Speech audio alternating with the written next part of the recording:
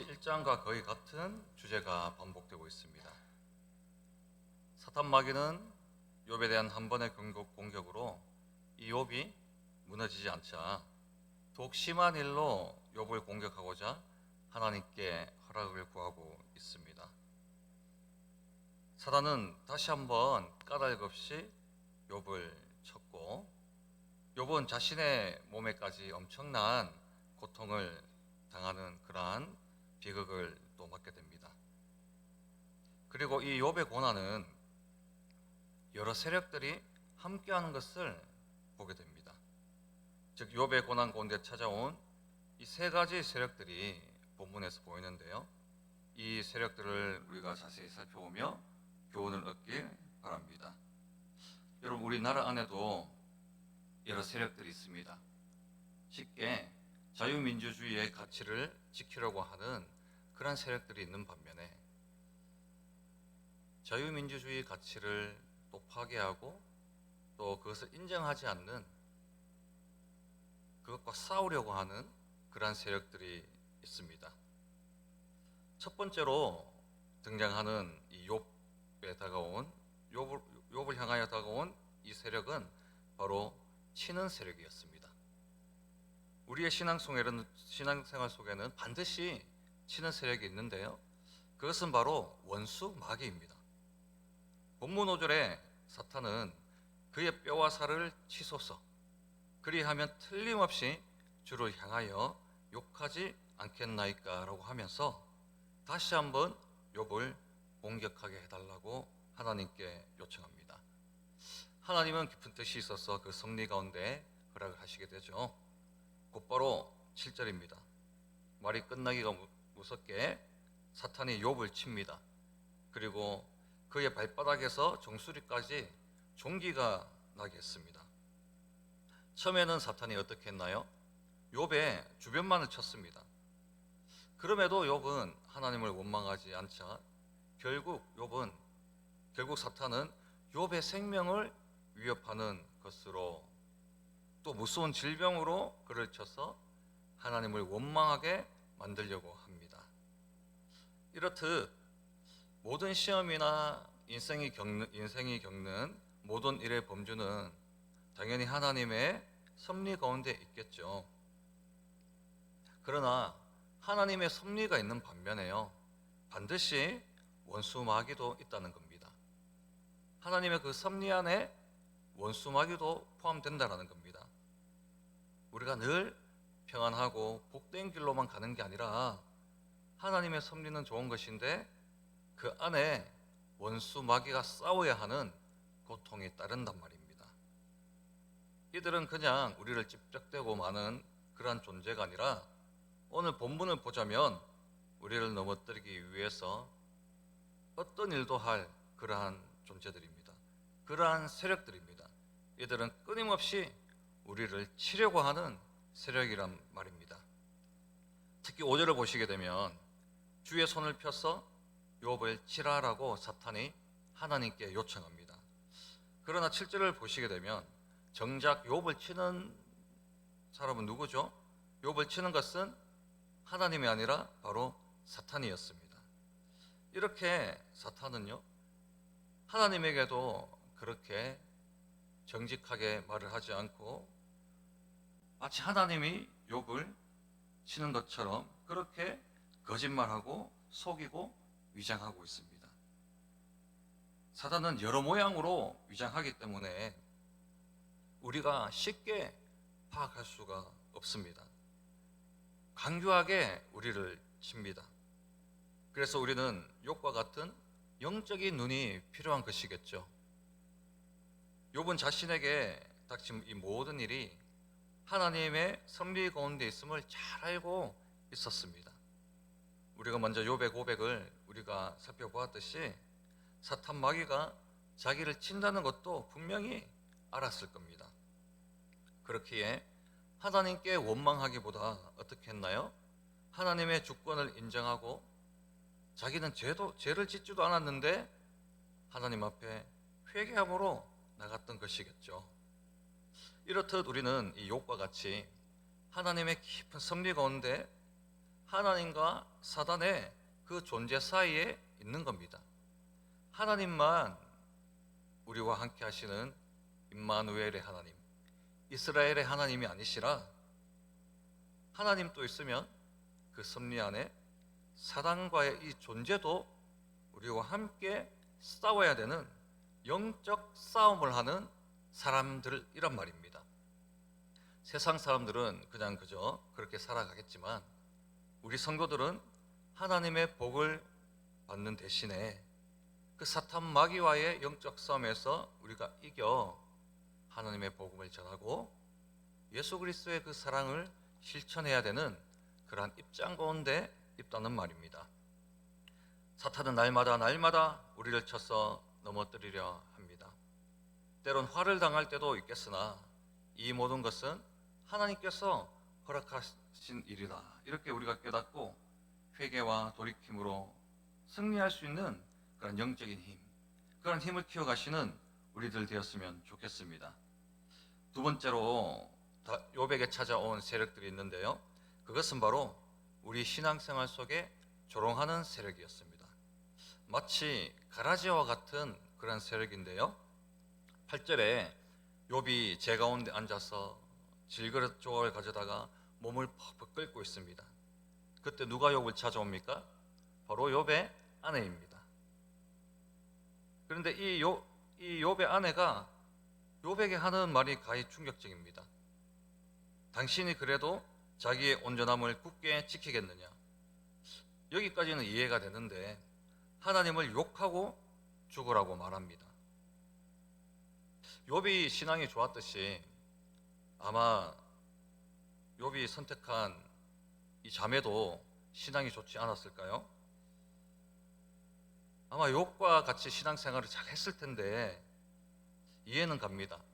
하루아침에 가진 모든 것을 잃고 사랑하는 자녀들까지 잃었으니 욥의 아내가 제정신이 아니겠죠. 여러분, 가라지를 한번 볼까요? 어떤 존재입니까? 알곡과 동일한 밭에서 동일한 조건으로 성장하는 식물입니다. 저도 촌에 살 때 가라지가 보리인 줄 알고 뜯어 먹은 적이 있는데 아무 맛도 안 나더라고요. 여러분, 이렇게 눈으로 보면 보리나 밀이나 가라지나 모두 비슷하게 생겼습니다. 그래서 멀리서 보면 구분하기 쉽지도 않은 것이 바로 가라지입니다. 이처럼 욥의 아내는 가라지와 같은 존재가 아니었을까요? 욥의 아내였습니다. 이와 같은 고난을 맛보기 전에는 신앙 좋은 욥의 아내로 여러 사람들에게 덕망 있는 그러한 사람으로 칭찬도 받았겠죠. 그러나 전 재산을 잃게 되었습니다. 자식까지 잃었습니다. 남편 또 이제 악성 종기가 나서 죽을 날만 기다리고 있습니다. 결국 이 욥의 아내는 이 모든 고난과 이 모든 어려운 가운데 하나님을 바라보지 못했습니다. 하나님을 원망했습니다. 하나님을 욕했습니다. 마치 추수 때에 가라지와 보리와 또 알곡들이 같이 자라날 때는 모르지만 추수 때에는 정리를 해야 되지 않습니까?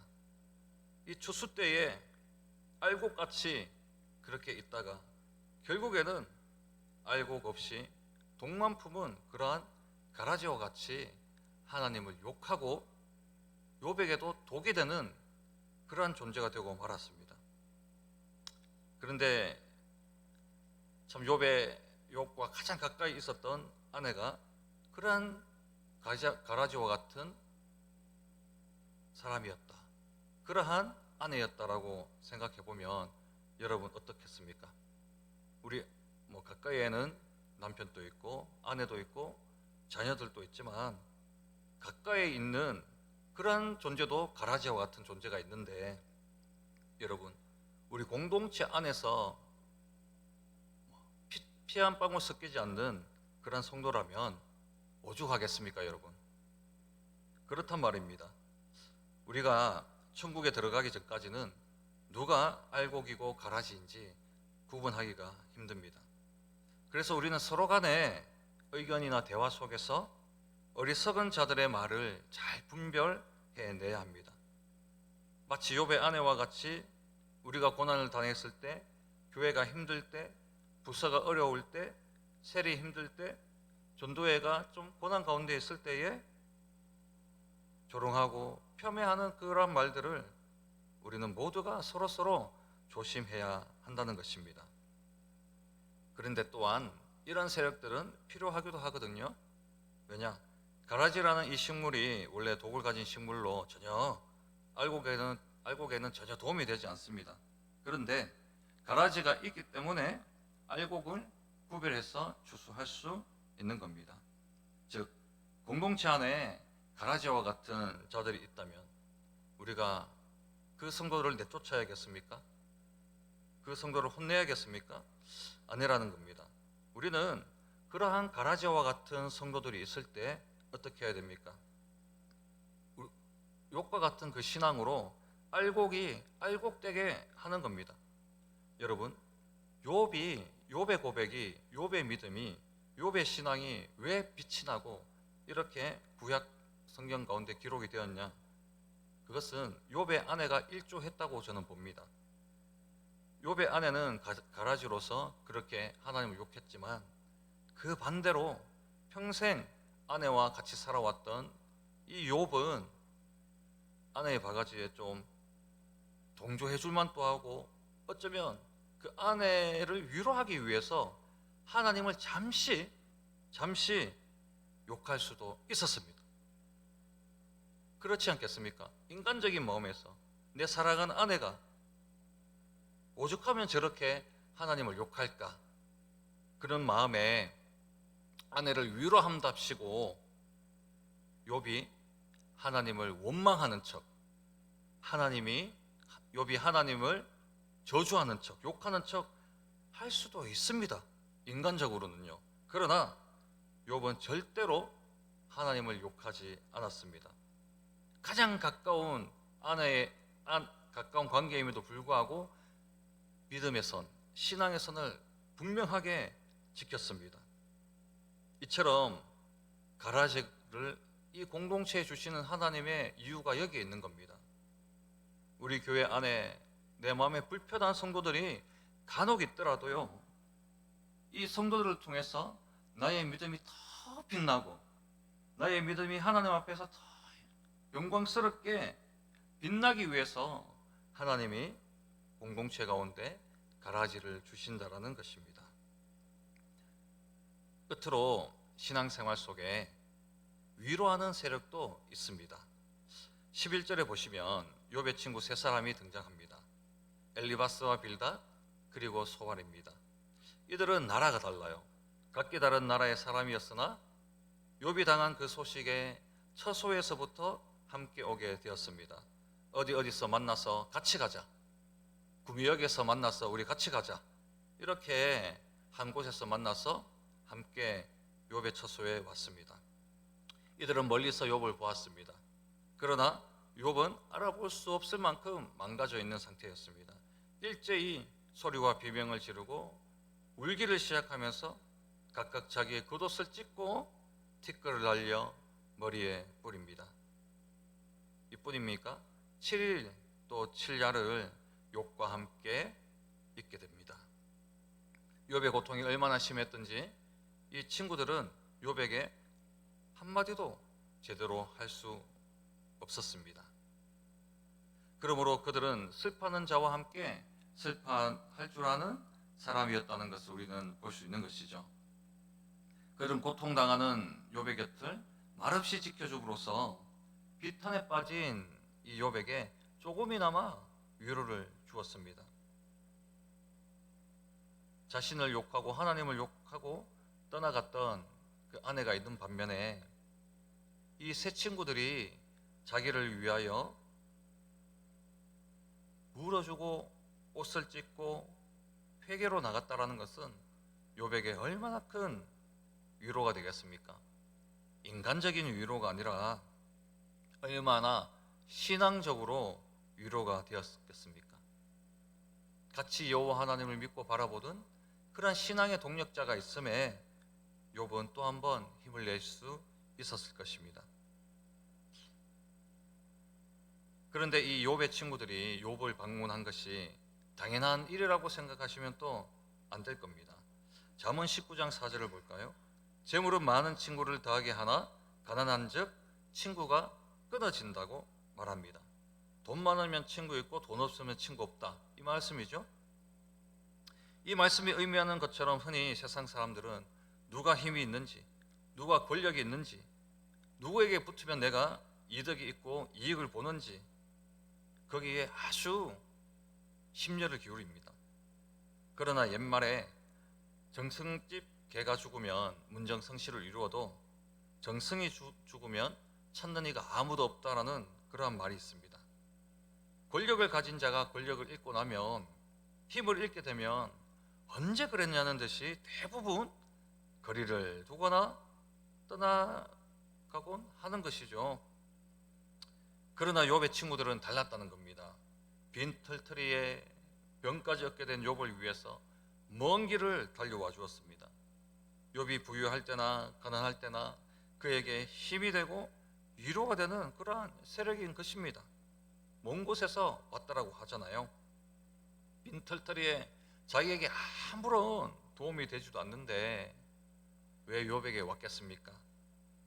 이들이 얼마나 오랫동안 친구로서, 신앙의 동력자로서 지냈는지 모르겠지만, 그러나 이들이 함께 하는 그 시간 동안 믿음의 또 신앙의 그런 아름다운 추억들이 많았다는 것을 볼 수가 있는 겁니다. 이런 세력은 쉽게 말해서 참 좋은 세력입니다.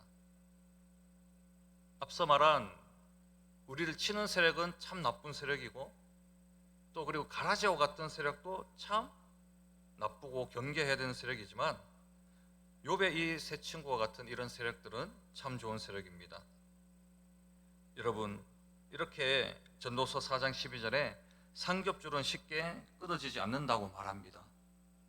특히 본문 12절에 욥의 친구들은 그저 인간적인 위로로 그친 게 아니라 신앙적인 그러한 모습으로 신앙적으로 힘이 되어 주었습니다. 이렇게 욥과 함께 영적으로 공감하는 것이 우리 공동체는 큰 힘이 되고 큰 능력이 되는 겁니다. 여러분, 왜 제가 이런 말을 할까요? 신앙적인 공감, 영적인 공감이 영적인 친구, 신앙의 친구, 신앙의 동력자, 제가 왜 이렇게 강조할까요? 우리를 보면 알지 않습니까? 우리는 흔히 어떤 친구들이 많이 있습니까? 서로 편이 된다고 친구 많이 하죠. 내 마음과 맞는 사람들, 내 말에 아이고 그렇지 오야 이렇게 호응해 주는 사람들, 이런 사람들과 가까이 하기 마련입니다. 서로 통하는 사람들끼리, 요즘 말로는 서로 결이 맞는 사람들끼리, 결이 같은 사람들끼리 모인다는 말 많이 하잖아요. 내하고 결이 같네, 이런 말 많이 하지 않습니까? 이 말이 뭡니까? 그냥 나랑 코드가 맞고 나랑 이야기 잘 통하는 그런 사람들과 끼리끼리 모이기를 좋아합니다. 끼리끼리. 그래서 각자의 편을 가릅니다. 그래서 이게 정치판도 아닌데 당도 만들어지고요. 일부 성도들하고만 가까이 지내고 교제하는 성도들도 많이 있습니다. 우리 믿음의 선배님들보다 신앙생활도 그리 오래 하지 않는 제가 이런 말 하기는 참 죄송스럽습니다만은, 오늘 본문은 이와 달리 믿음 안에서, 신앙 안에서 하나 된 욥의 친구들이 있기 때문에 제가 말씀을 드리는 겁니다. 욥 주위에 이런 좋은 세력이 있다는 것은 정말 욥이 인간과의 관계에서 얼마나 신앙적인 친구들이나 동력자들을 잘 사귀었는지 말해주는 겁니다. 욥이 아무나 사귀지 않았다는 겁니다. 가라지와 같은 자들을 멀리했다라는 겁니다. 사탄 마귀에 이용당하는 자들을 멀리하고 사귈 때, 가까이 지낼 때 신앙이 있는 사람, 아무리 재미없고 말이 느리고 어눌하고 돈 없고 뭐 세상적인 부귀와 영광이 없어도 믿음 있는 사람, 신앙이 있는 사람, 내가 힘들 때 기도해주고 같이 울어주고 뭐 7일은 아니더라도 3일 정도는 같이 있어주는 그러한 친구들이 지금 본문에 나오기 때문에 하나님이 본문을 통해서 이러한 자가 되라고 말씀하시기 때문에 말씀드리는 겁니다. 그렇습니다. 말씀을 맺으면서 우리가 욥처럼 깊은 절망과 고난 가운데 빠졌다라고 가정해 보십시오. 먼저 우리를 끊임없이 치려고 하는 보이지 않는 영적인 세력이 사탄이 우리를 계속 치려고 할 것입니다. 그 너머에 있는 하나님의 섭리를 우리는 보는 눈을 키워야 합니다. 그리고 우리를 조롱하는 사람도 나타날 수 있고요. 앞에선 이야기하지 않지만 뒤에서 또 비난하는 조롱하는 사람도 있을 수 있고요. 이들은 가라지와 같습니다. 우리에게 전혀 도움이 되지 않는 세력입니다. 우리는 이들의 말에 동조해서도 안 되고 동료해서도 안 됩니다. 오직 하나님만 의지해야 합니다. 그러므로 우리는 고난받는 이들에게 어떻게 하면 되겠습니까? 욥의 이 세 친구처럼 위로와 도움이 되는 세력이 되어야 됩니다. 나에게 위로가 되는 친구가 없을까? 나에게 도움이 되는 친구가 없을까? 그렇게 생각만 하지 말고 우리 스스로가 그렇게 되어보면 좋겠습니다. 인간적인 도움을 넘어서 제가 말씀드리는 것은, 오늘 본문이 이야기하는 것은 신앙적으로 영적으로 도움을 반드시 주어야 된다는 겁니다. 우리는 영적인 존재이기 때문에 영적인 도움을 받아야 우리의 영이 살고 우리가 힘을 얻고 이 영적 전쟁인 이 전쟁통 속인 이 세상을 이겨 나갈 수 있기 때문입니다. 바라기는 우리 모두가 고난 가운데 찾아오는 이 여러 세력들을 이제는 잘 분별했으면 좋겠습니다. 잘 대처했으면 좋겠습니다. 또한 고난 가운데 있는 성도를 발견하실 때에 그들에게 찾아가서 참 위로가 되고 참 큰 힘이 되어주는 좋은 신앙의 세력들 다 되어서 우리 모두 함께 이 인동교회를 잘 세워나갈 수 있는 좋은 세력을 가진 우리 공동체 다 될 수 있길 간절히 바랍니다.